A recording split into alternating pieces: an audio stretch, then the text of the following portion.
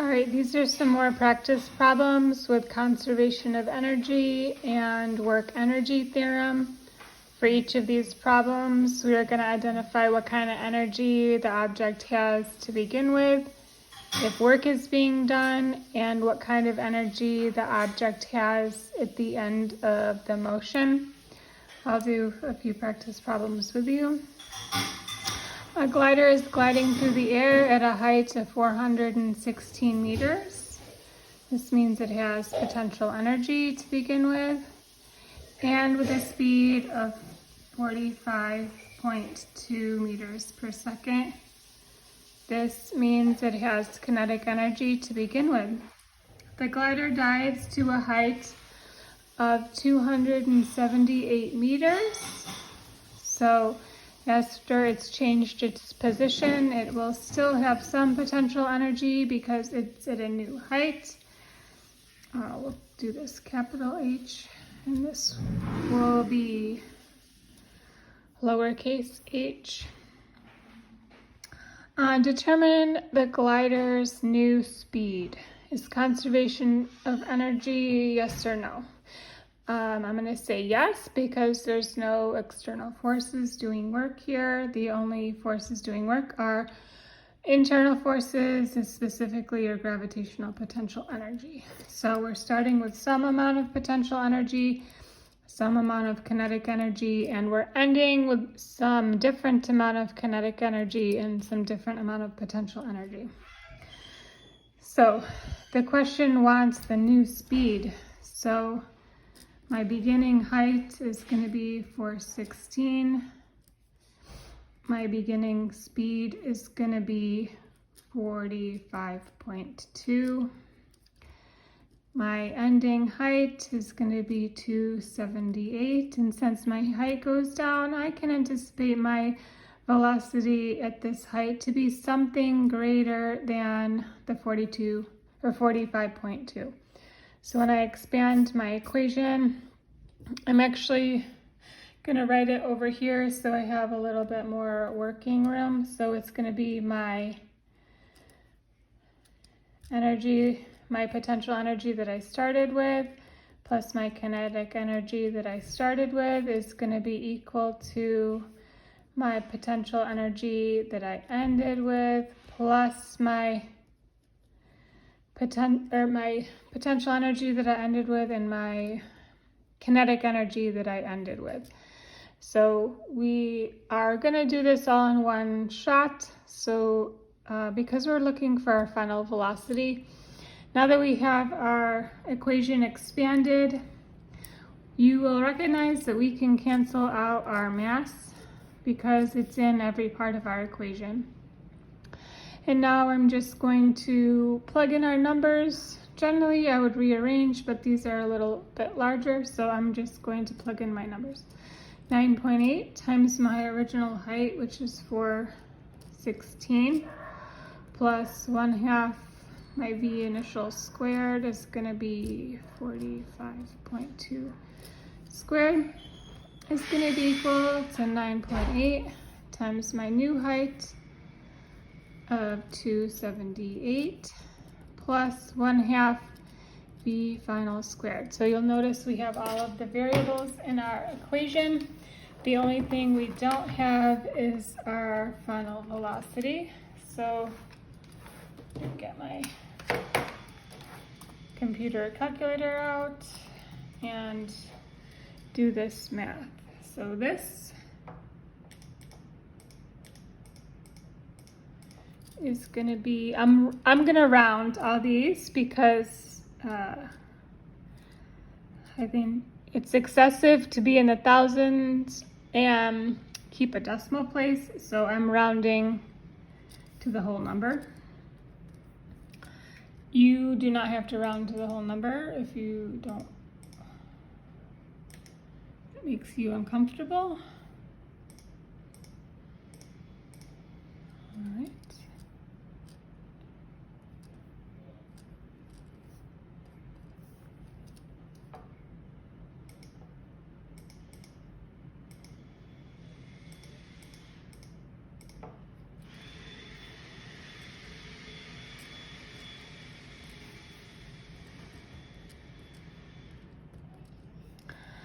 All right, 4077 plus 1022. I can do that in my head. I'm going to bring this up here.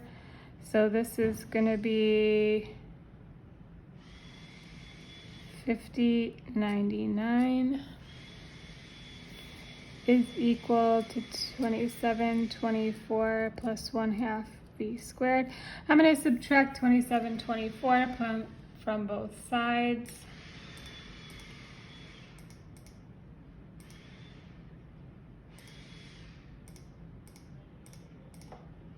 Gives me 2375 is equal to 1/2 v squared. I'm going to multiply both sides by 2.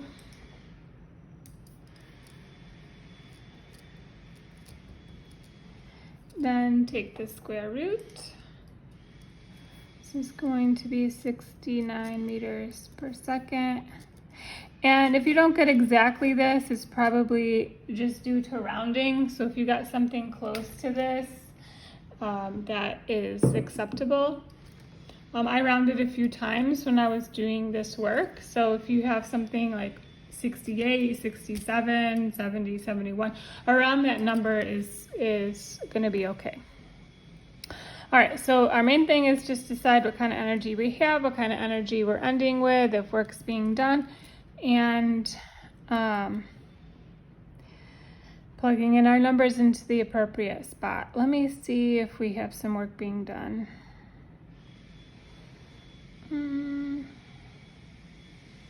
Let's just keep going with number 2. Work isn't being done here, but it's a good problem. All right, we got a box with a mass of M. We are not given the mass for this because this leads me to believe that the mass is going to end up canceling out. It slides along a frictionless surface. Because it's frictionless, I know that my energy is going to be conserved, and the work being done is by gravity, is internal. So we have an initial velocity and an initial height. So we have potential energy plus kinetic energy when we're at our beginning. And it travels down the hill, then up another hill. Energy is conserved because there's no external forces. Find the speed at the bottom of the hill. So when the object is here, moves down here, we don't have any more potential energy. All of that potential energy has been converted to kinetic energy. So it will end up being just KE, right? These are not the same. My velocity at the bottom here is going to be greater than my velocity here at the top because all my potential energy has been converted to kinetic energy. So when I expand my equation, we're looking for the speed at the bottom of the hill. This is this part. This is my gravitational potential at the top of the hill plus my kinetic energy at the top of the hill is going to be equal to my kinetic energy at the bottom of the hill. My mass does cancel out here, and I just plug in my numbers. So 9.8 times my height of 1.81 plus 1/2 times my velocity of 9.87, very specific, times 1/2 v final squared. The v final is what we're looking for. So this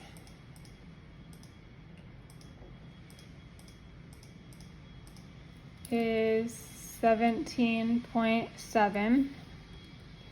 This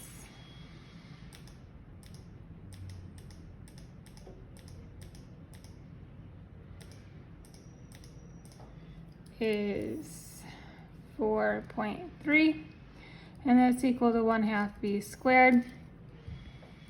When I sum these up, this gives me 22 is equal to 1/2 v squared. Multiply both sides by 2 to get rid of the 1/2. Take the square root. So my v is going to be equal to 6.63 meters per second. So this makes sense. Let's talk about this from a conceptual. No, it doesn't. What did I do? This isn't right. Let me go back.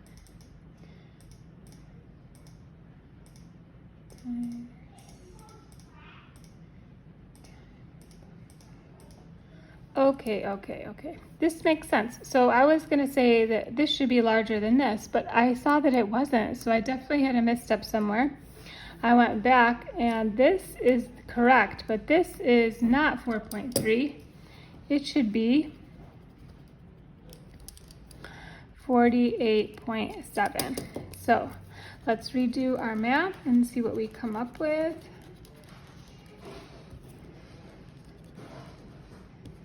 So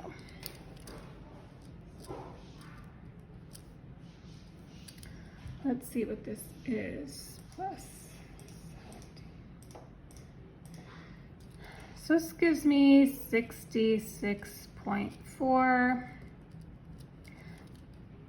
Multiply both sides by 2. This gives me 132.8 is v squared.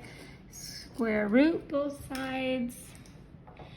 And it gives me a velocity 11.52, which makes sense. This one makes sense because I've got a higher velocity because I'm at a lower position. This is a good way to double check yourself. I knew that my original answer couldn't have been correct because I was smaller, my velocity was smaller, but I knew I gained kinetic energy as I decreased my height. So I went back, saw my error, and checked my answer. All right, let's do this and then we'll stop for this video and I'll make one more with a few more examples. Find the maximum vertical height which raised on the opposite side. So I know that my total mechanical energy is conserved here, so I can say that my beginning energy, my potential plus my kinetic, when my object is here, is going to be equal to my potential energy when my object is up here at some height, right? I know because it has some velocity and it has no velocity here, right, plus KE equal to 0, that I'm going to have a higher H here. I don't know what that height is though, but I know it's going to be greater than 1.18. So I already did this math, so I can say that my potential energy of 17.7 plus my kinetic energy of 48.7 is equal to my potential energy at the end. But hold on, we already added that up. 66.4 is equal to my potential energy when I'm at the highest point, right? So it'll be equal to mass times my G times my H.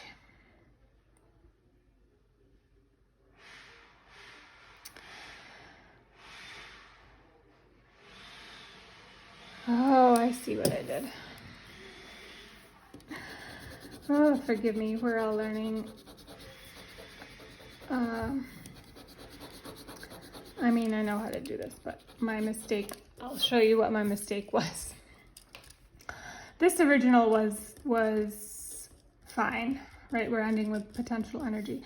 But what these numbers are not the actual potential and kinetic energies. mgh plus 1/2 mv squared is equal to mgh, right? My new h, my higher h, whatever that is, that's what we're figuring out. My masses cancel out. And what these numbers are is my gh in my 1/2 v squared. So now I can say that 17.7 plus 48.7 is equal to 9.8 times this height that I'm looking for. When I add these together, it gives me 66.4 is equal to 9.8 times this height, this new height that I'm looking for. Divide by both sides by 9.8.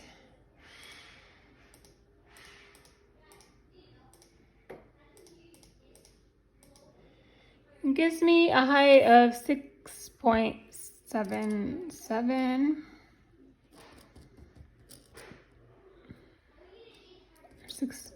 Around 6.78. And this is in meters. And let's check the logic behind this.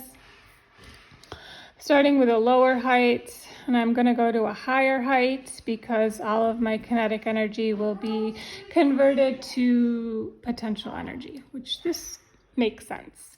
I hope that you were able to learn from my missteps, or I was trying to work quickly, and these are common mistakes that people make. So hopefully this was a dual lesson in conservation of energy, but also how to troubleshoot if your answers make sense.